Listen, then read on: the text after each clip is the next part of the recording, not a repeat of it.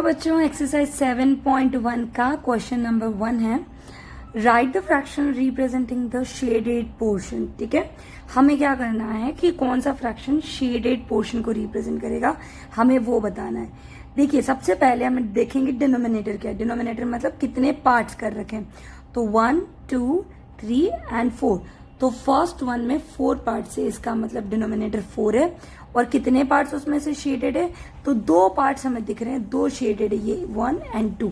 तो 2/4, इसको सिंप्लीफाई करके हम 1/2 भी लिख सकते हैं। ठीक है, अब क्वेश्चन नंबर 2 में देखेंगे। 2 में क्या किया है, टोटल कितने पार्ट्स है, 3 3 3 9। तो डिनोमिनेटर 9 हो गया। और शेडेड पार्ट्स कितने, 8 है। तो 8/9, इसको हम और सिंप्लीफाई नहीं कर सकते, तो 8/9 हमारा आंसर हो जाएगा। थर्ड पार्ट देखेंगे, टोटल कितनी बॉल्स है, 8 बॉल्स है। और शेड कितने को कर रखा है, 1 2 3 एंड 4 को, 4/8। इसे सिंप्लीफाई कर सकते हैं, 1/2 आंसर हो जाएगा। फोर्थ वाला देखेंगे, फोर्थ में दिया है हमें 4 पार्ट्स टोटल दिए हैं और सिर्फ 1 को शेड किया है, तो 1/4 हमारा आंसर हो जाएगा। फिफ्थ वाला देखेंगे, फिफ्थ में क्या किया है, 1 2 3 4 5 6 7। तो डिनोमिनेटर हो गया हमारा 7। कितना शेडेड है, 1 2 एंड 3, तो 3/7 हमारा आंसर हो जाएगा। सिक्स्थ वन देखेंगे, सिक्स्थ वन में क्या किया है, 4 + 4 + 4। तो डिनोमिनेटर हो गया टोटल हमारा 12।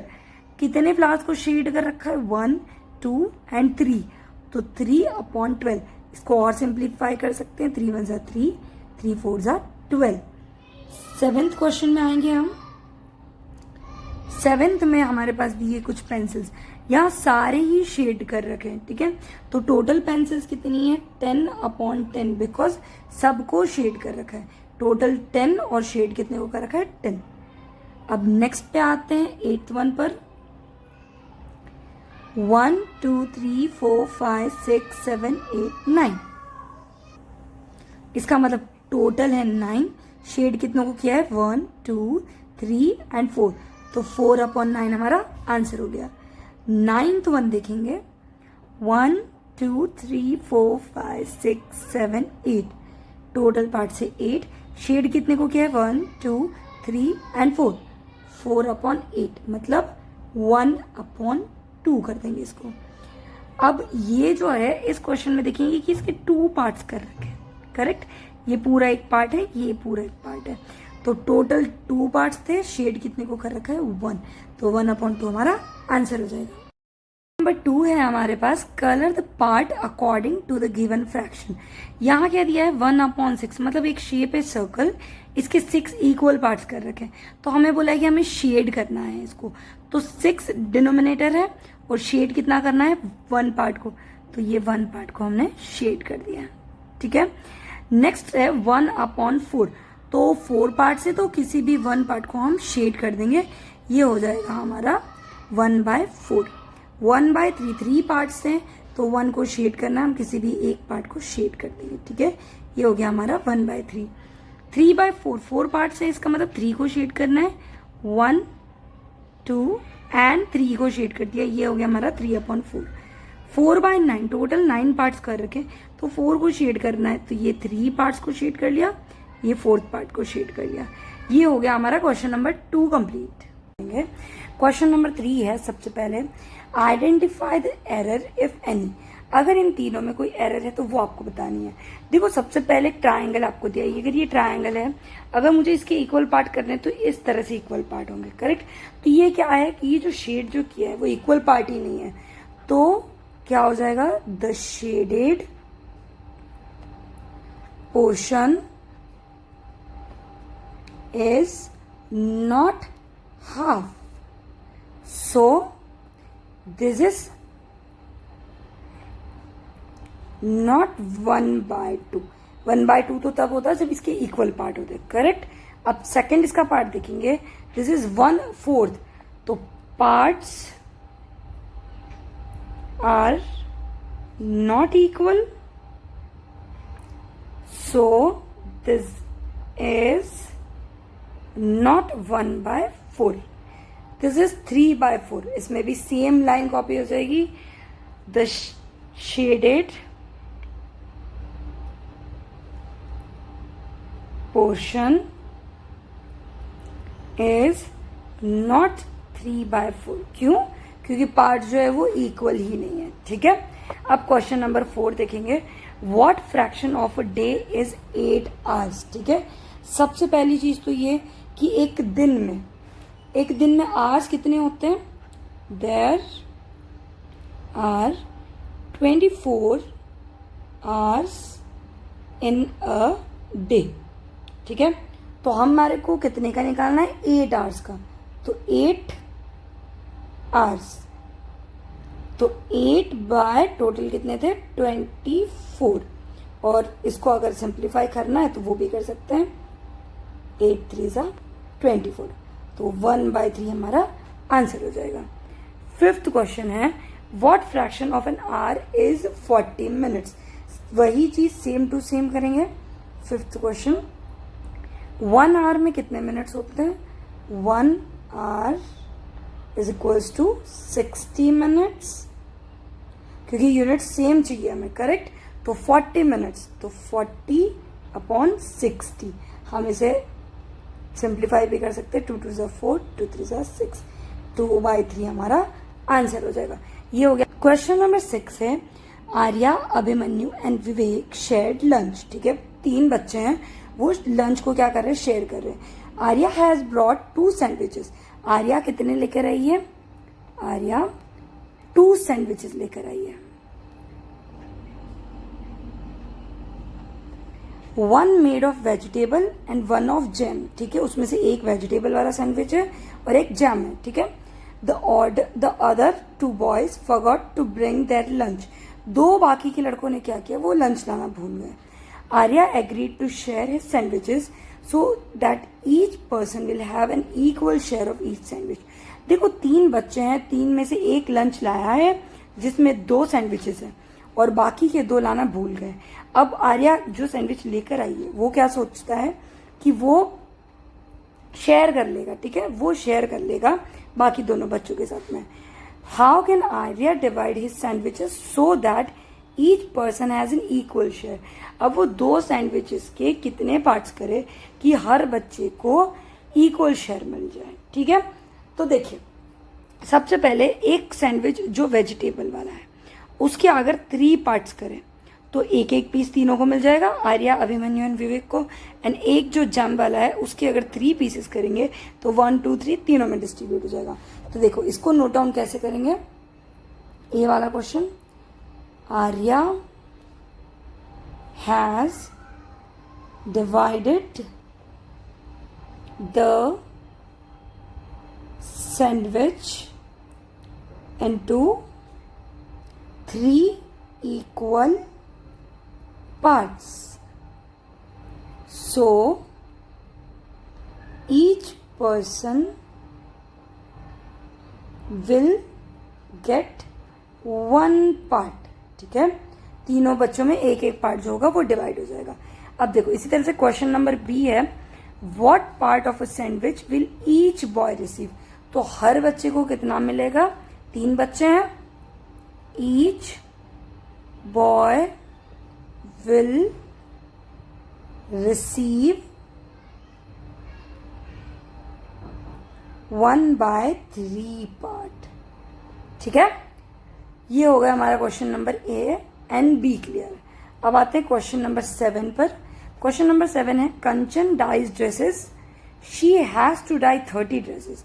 उसको ड्रेसेस को डाई करना है तो उसने 30 ड्रेसेस को डाई कर, उसको करना है 30 ड्रेसेस को। She has so far finished 20 dresses. उसने क्या किया? 20 ड्रेसेस को फिनिश कर दिया। What fraction of dresses she has finished. उसने ऑलरेडी कितना फिनिश कर लिया। तो हम क्या करेंगे? पहले हमें गिवन क्या है वो लिखेंगे, टोटल। देखो, हम डायरेक्टली आंसर नहीं लिख सकते, हमें पता है, लेकिन एग्जाम में आपको क्या करना पड़ेगा? प्रॉपर स्टेटमेंट के साथ ही आंसर को लिखना है। Total number of dresses Kanchan has to dye is equal to 30 number of dresses she has finished. उसने ऑलरेडी कितना कर लिया है, उसने ऑलरेडी कितने को डाई कर लिया है, 20 को, ठीक है, यहां से इरेज करेंगे। तो उसको अभी उसने ऑलरेडी कितना फिनिश कर लिया, 20। तो रिक्वायर फ्रैक्शन क्या है,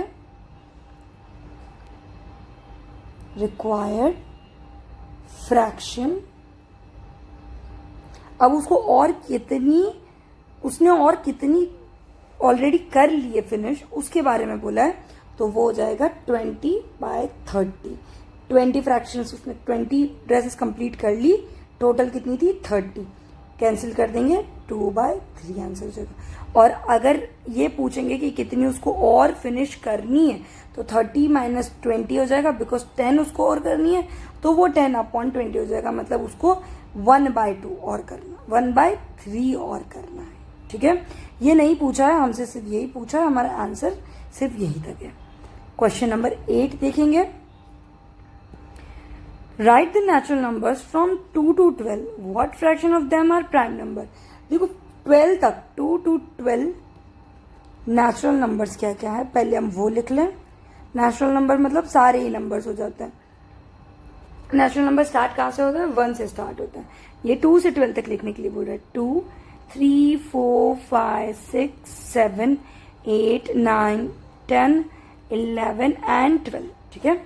अब ये क्या बोल रहे हैं, कौन से प्राइम नंबर, सब इनमें से प्राइम नंबर कौन कौन से, 2, 3, 5, 7, 11, ठीक है।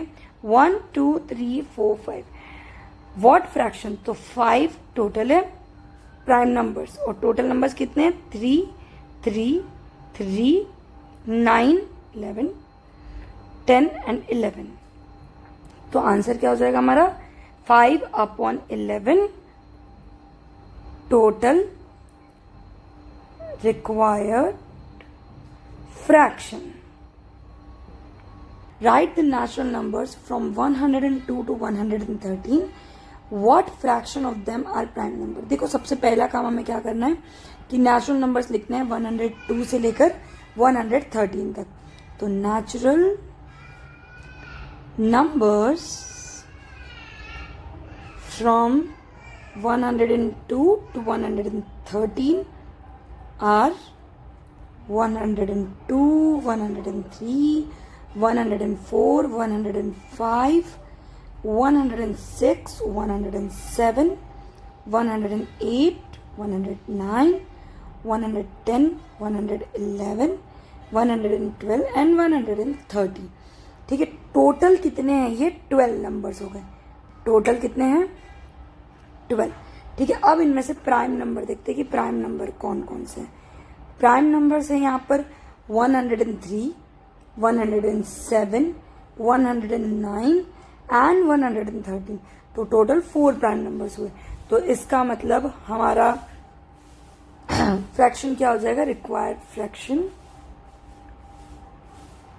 रिक्वायर्ड फ्रैक्शन हो जाएगा हमारा 4 प्राइम नंबर है और टोटल 12 है।